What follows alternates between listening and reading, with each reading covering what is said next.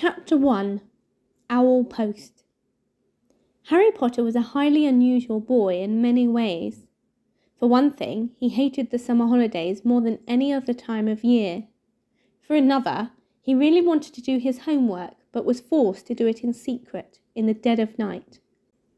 And he also happened to be a wizard.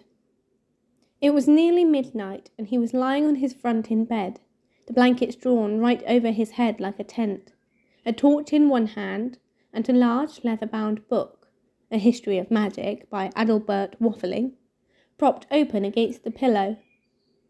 Harry moved the tip of his eagle feather quill down the page, frowning as he looked for something that would help him write his essay. Witch burning in the 14th century was completely pointless. Discuss. The quill paused at the top of a likely-looking paragraph. Harry pushed his round glasses up his nose, moved his torch closer to the book, and read, "Non-magic people, more commonly known as muggles, were particularly afraid of magic in medieval times, but not very good at recognizing it. On the rare occasion that they did catch a real witch or wizard, burning had no effect whatsoever. The witch or wizard would perform a basic flame-freezing charm, and then pretend to shriek with pain while enjoying a gentle tickling sensation. Indeed, Gwendolen the Weird enjoyed being burnt so much that she allowed herself to be caught no fewer than 47 times in various disguises." Harry put his quill between his teeth and reached underneath his pillow for his ink bottle and a roll of parchment. Slowly and very carefully, he unscrewed the ink bottle, dipped his quill into it, and began to write, pausing every now and then to listen, because if any of the Dursleys heard the scratching of his quill on their way to the bathroom, he'd probably find himself locked in the cupboard under the stairs for the rest of the summer. The Dursley family of number 4 Privet Drive was the reason that Harry never enjoyed his summer holidays. Uncle Vernon, Aunt Petunia, and their son, Dudley, were Harry's only living relatives. They were muggles, and they had a very medieval attitude towards magic. Harry's dead parents, who had been a witch and wizard themselves, were never mentioned under the Dursleys' roof.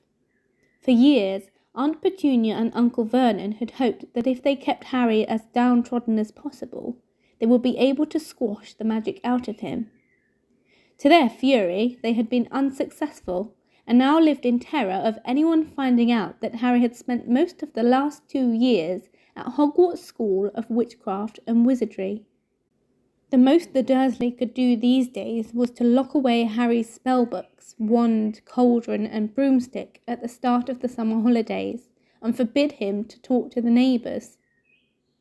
This separation from his spellbooks had been a real problem for Harry, because his teachers at Hogwarts had given him a lot of holiday homework.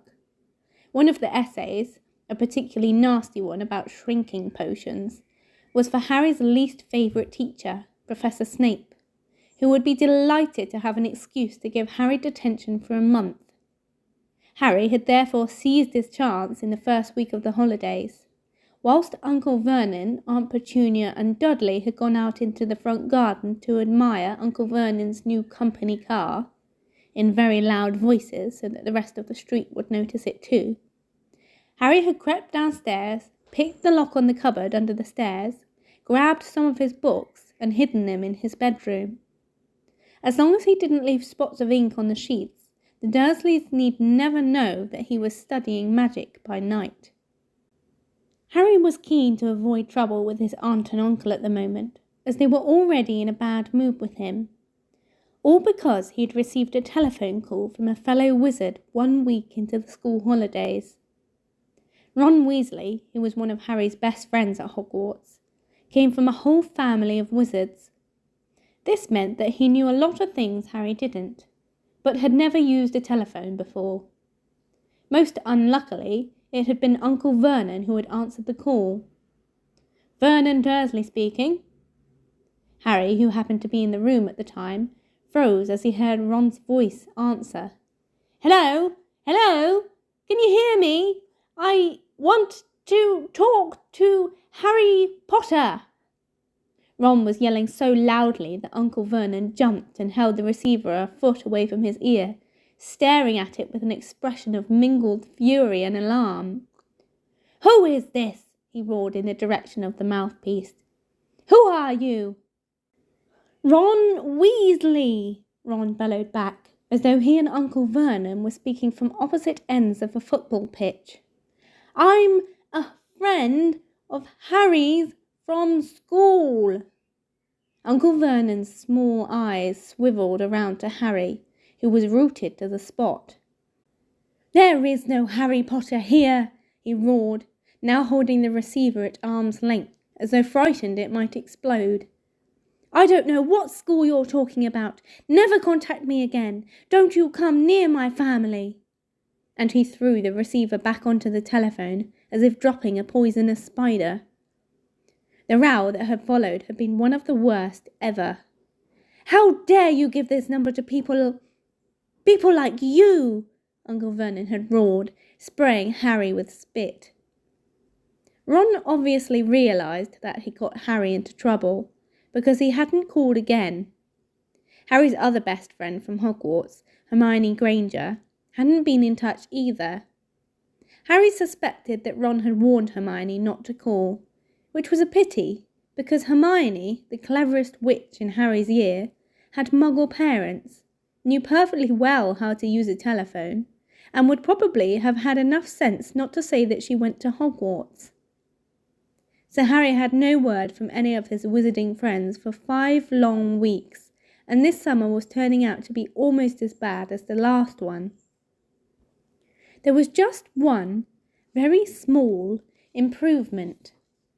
After swearing that he wouldn't use her to send letters to any of his friends, Harry had been allowed to let his owl, Hedwig, out at night.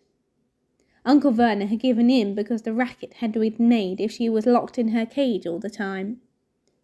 Harry finished writing about Gwendolen the Weird and paused to listen again. The silence in the dark house was broken only by the distant, grunting snores of his enormous cousin, Dudley. It must be very late. Harry's eyes were itching with tiredness. Perhaps he'd finish this essay tomorrow night. He replaced the top of the ink bottle, pulled an old pillowcase from under his bed, put the torch, a history of magic, his essay, quill, and ink inside it, got out of bed, and hid the lot under a loose floorboard under his bed. Then he stood up, stretched, and checked the time on the luminous alarm clock on his bedside table. It was 1 o'clock in the morning. Harry's stomach gave a funny jolt. He had been 13 years old, without realising it, for a whole hour. Yet another unusual thing about Harry was how little he looked forward to his birthdays. He had never received a birthday card in his life. The Dursleys had completely ignored his last 2 birthdays, and he had no reason to suppose they would remember this one.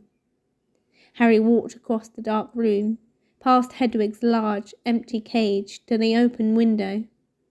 He leaned on the sill, the cool night air pleasant on his face after a long time under the blankets. Hedwig had been absent for 2 nights now. Harry wasn't worried about her. She'd been gone this long before. But he hoped she'd be back soon. She was the only living creature in this house who didn't flinch at the sight of him. Harry, though still rather small and skinny for his age, had grown a few inches over the last year. His jet black hair, however, was just as it had always been, stubbornly untidy, whatever he did to it. The eyes behind his glasses were bright green, and on his forehead, clearly visible through his hair, was a thin scar shaped like a bolt of lightning. Of all the unusual things about Harry, this scar was the most extraordinary of all. It was not, as the Dursleys had pretended for 10 years, a souvenir of the car crash that had killed Harry's parents, because Lily and James Potter had not died in a car crash. They had been murdered by the most feared dark wizard for 100 years, Lord Voldemort. Harry had escaped from the same attack with nothing more than a scar on his forehead, when Voldemort's curse, instead of killing him, had rebounded upon its originator.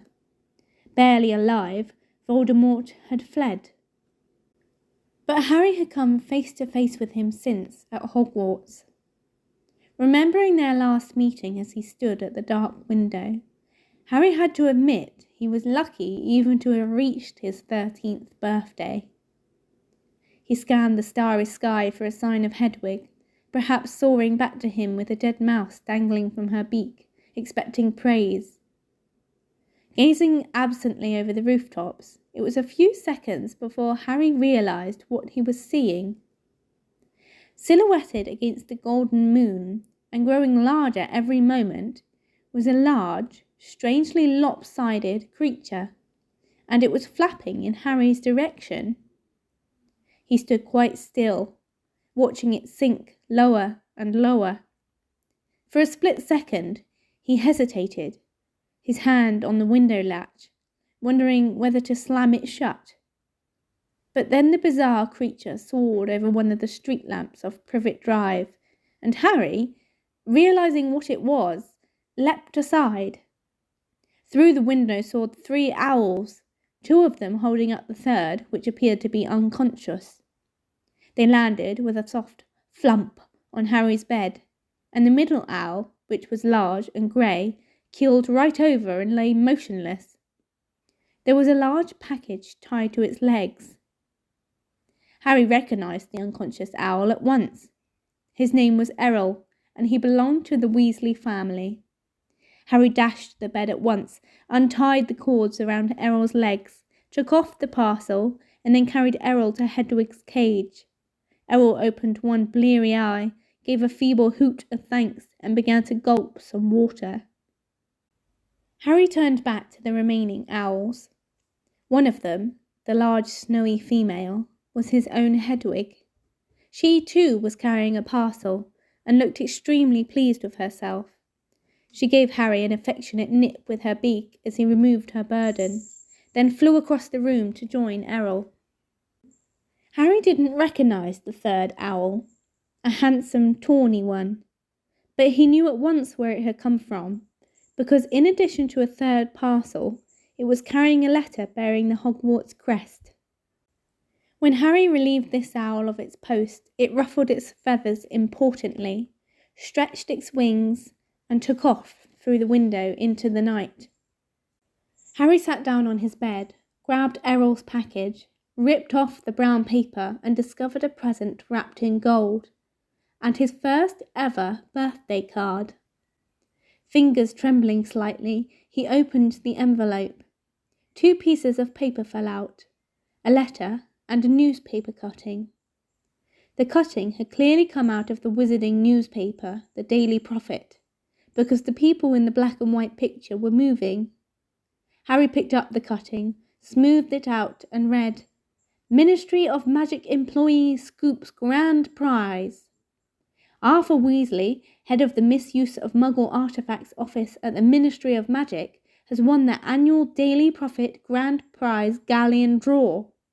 A delighted Mr. Weasley told the Daily Prophet, 'We will be spending the gold on a summer holiday in Egypt, where our eldest son, Bill, works as a curse breaker for Gringotts Wizarding Bank. The Weasley family will be spending a month in Egypt, returning for the start of the new school year at Hogwarts, which 5 of the Weasley children currently attend.'" Harry scanned the moving photograph, and a grin spread across his face as he saw all 9 of the Weasleys waving furiously at him, standing in front of a large pyramid. Plump little Mrs. Weasley, tall, balding Mr. Weasley, 6 sons and 1 daughter, all, though the black and white picture didn't show it, with flaming red hair. Right in the middle of the picture was Ron, tall and gangling, with his pet rat Scabbers on his shoulder, and his arm around his little sister Ginny. Harry couldn't think of anyone who deserved to win a large pile of gold more than the Weasleys, who were very nice and extremely poor. He picked up Ron's letter and unfolded it. "Dear Harry, happy birthday. Look, I'm really sorry about that telephone call. I hope the muggles didn't give you a hard time. I asked Dad, and he reckons I shouldn't have shouted. It's brilliant here in Egypt. Bill's taken us round all the tombs, and you wouldn't believe the curses those old Egyptian wizards put on them. Mum wouldn't let Ginny come in the last one. There were all these mutant skeletons in there, of muggles who'd broken in and grown extra heads and stuff. I couldn't believe it when Dad won the Daily Profit draw. 700 galleons. Most of it's gone on this holiday, but they're going to buy me a new wand for next year. Harry remembered only too well the occasion when Ron's old wand had snapped. It had happened when the car the two of them had been flying to Hogwarts had crashed into a tree in the school grounds. We'll be back about a week before term starts, and we'll be going up to London to get my wand and our new books. Any chance of meeting you there? Don't let the muggles get you down. Try and come to London. Ron. P.S. Percy's head boy. He got the letter last week. Harry glanced back at the photograph. Percy, who was in his 7th and final year at Hogwarts, was looking particularly smug. He had pinned his head boy badge to the fez perched jauntily on top of his neat hair, his horn-rimmed glasses flashing in the Egyptian sun. Harry now turned to his present and unwrapped it. Inside was what looked like a miniature glass spinning top. There was another note from Ron beneath it. Harry, this is a pocket sneakoscope.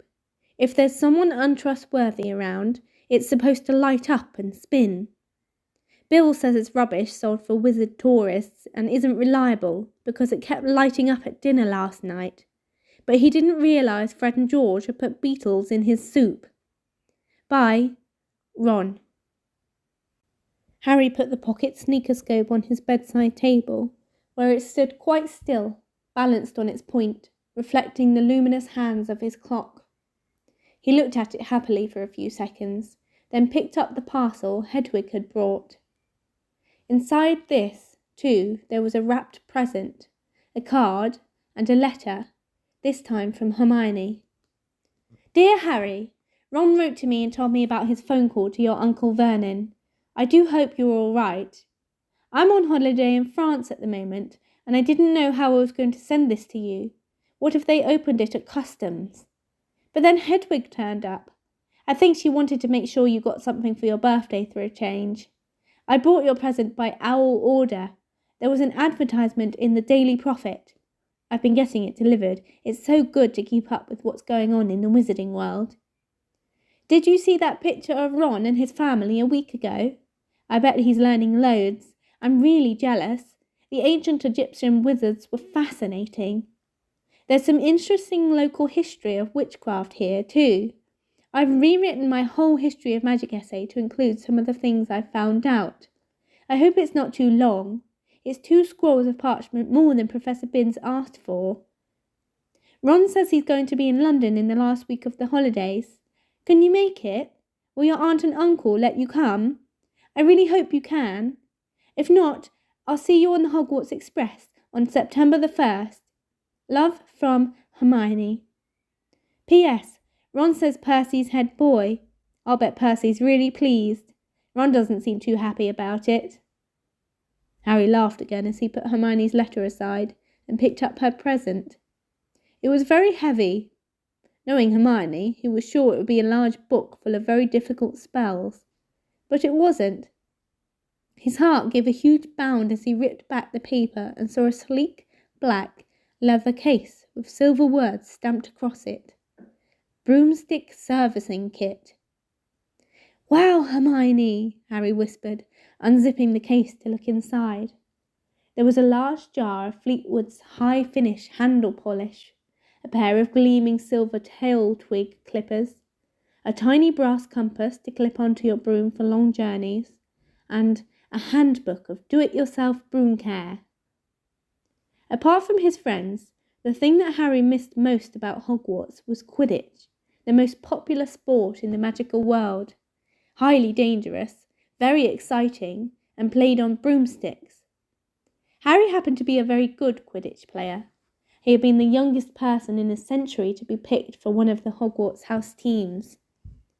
One of Harry's most prized possessions was his Nimbus 2000 racing broom.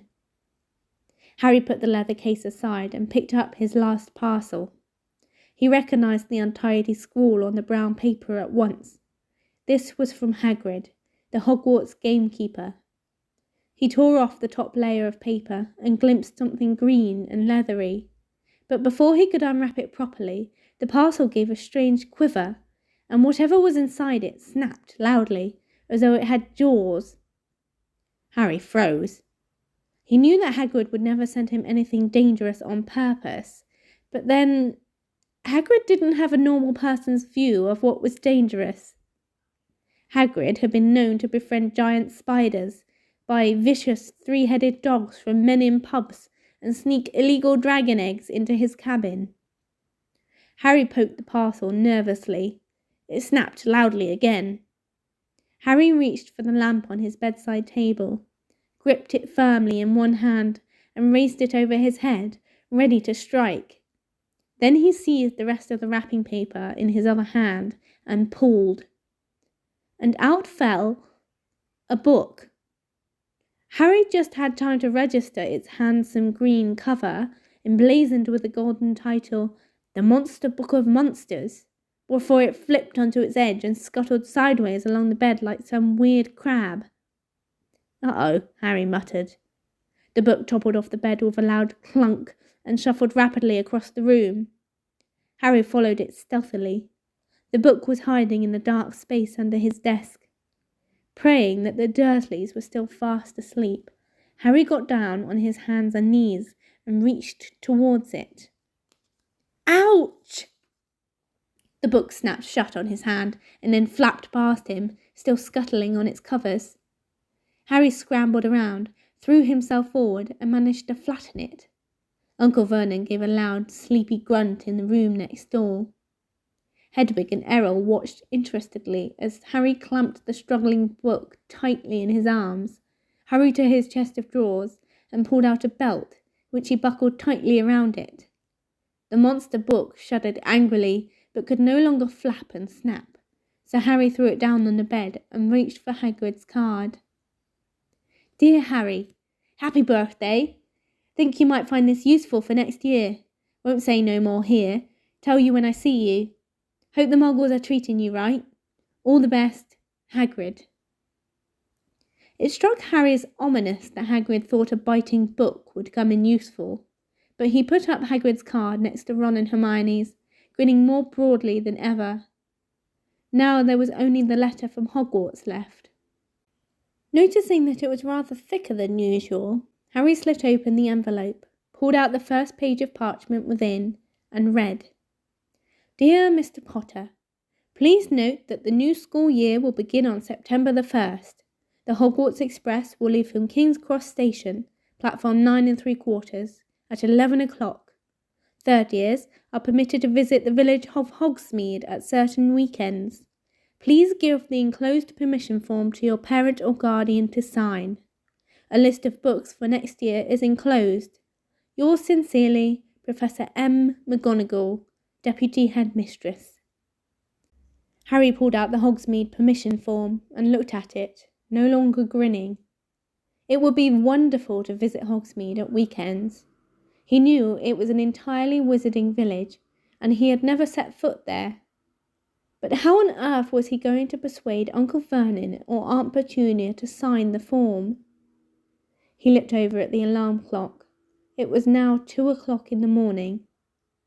Deciding that he'd worry about the Hogsmeade form when he woke up, Harry got back into bed and reached up to cross off another day on the chart he'd made for himself, counting down the days left until his return to Hogwarts. Then he took off his glasses and lay down, eyes open, facing his 3 birthday cards. Extremely unusual though he was, at that moment Harry Potter felt just like everyone else, glad, for the first time in his life, that it was his birthday.